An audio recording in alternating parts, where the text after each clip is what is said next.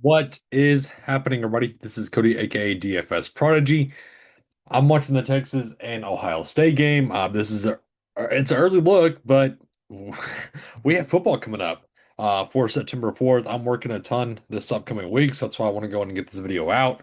I'll be doing the Chiefs and Chargers game pretty shortly, and then we have a fun-filled Sunday slate for the main slate, and then Monday Night Football.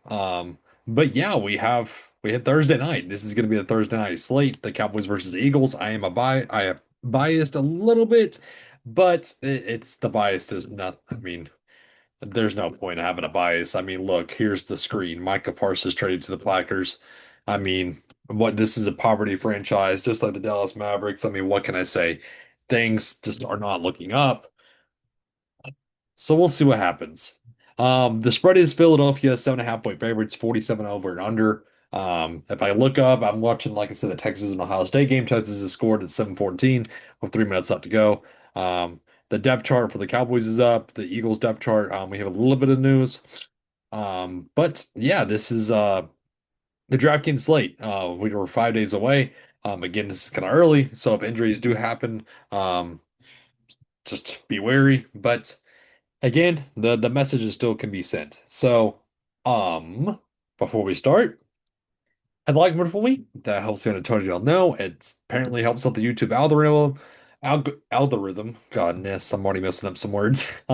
Subscribe, that helps me out as well. We're looking up. We're at over 1,000 subscribers. I'm hyped about that. Slowly but surely, we're shooting up.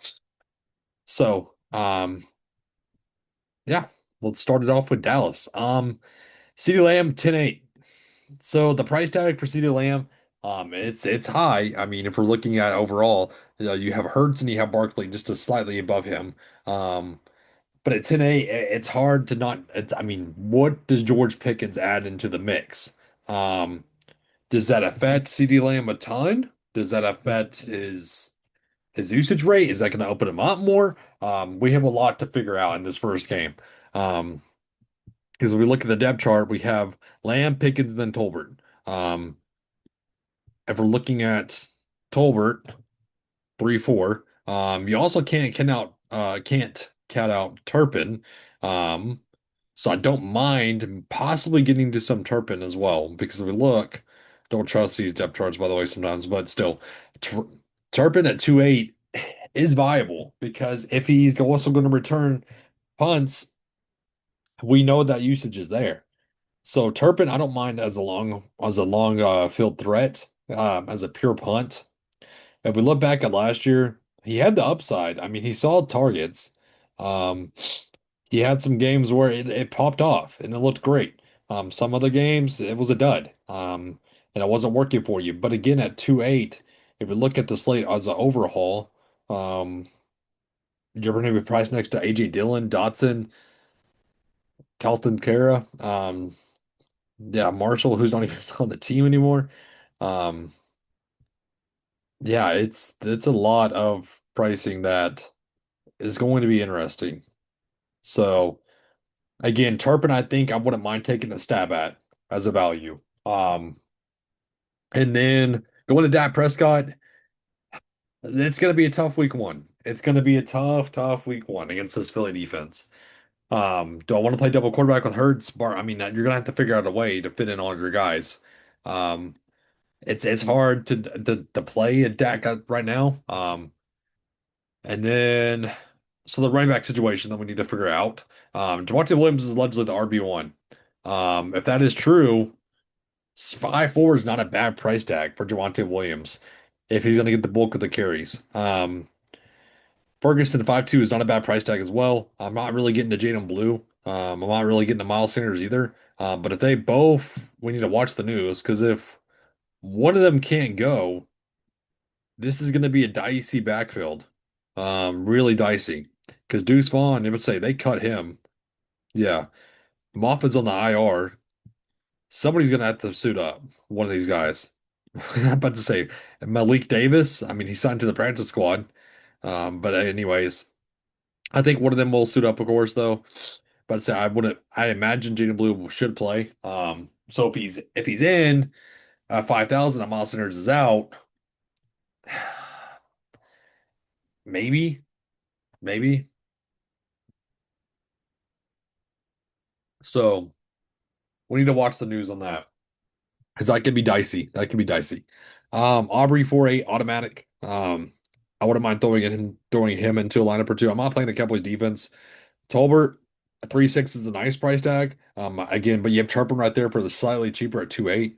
Um, if Schoonmaker can't go because he is questionable, um, I wouldn't mind giving a look at Brevin Ford, who is the bare minimum at $200. So if there is no Schoonmaker as a backup tight end, again, you could throw in Span Ford to fill in some of the gaps to play your studs. Let's go to the Philly side. Barkley 11-2. It's hard not to like Barkley. I don't have really much to say about him, but Jalen Hurts being 11,000 is a high price tag. Um, but it might be well worth it because this Cowboys defense is atrocious. Um, Looking at receivers, AJ Brown 9-4, you have Devontae Smith at 8-4, um, and then Dotson, yeah, and then Darius Cooper and Michi.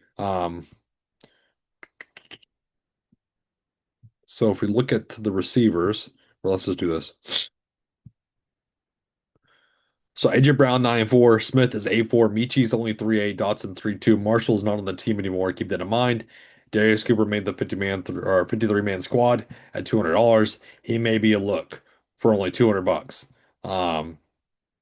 Because again, it's going to be Brown, Smith, Michi, Dotson, and Cooper. Dotson 3-2. I mean, super up and down last year. It was hard to trust him. Michi, we know, is a downfield threat.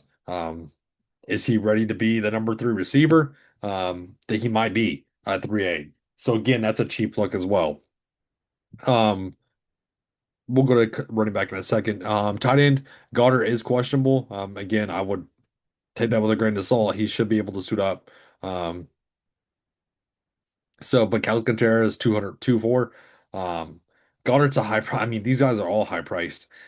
Running back Barkley is something we talked about, but the backups, A.J. Dillon and Will Shipley. Shipley's the number two back. So again, I'm kind of liking Will Shipley as a dart throw at $2,000 to fill in your lineup. So if we're going with let's try to build for a second. This is where it gets dicey. Say you get AJ Brown gets covered and you want to go to D Smith, then you're gonna want to connect him with Jalen Hurts. Um, this is where we need some value. So could it be Michi at 3-8? And could you play Turpin at 2-8? And that leaves you 9-9 left over. Pickens, Barkley.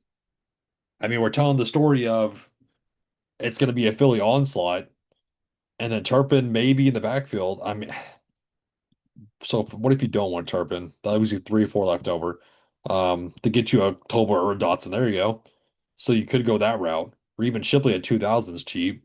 So say you want to bump up and go two, but say there's your all Philly lineup. I'm joking, don't play that. You can't. Dak with nobody. I mean, it's gross. You can't really get the CD.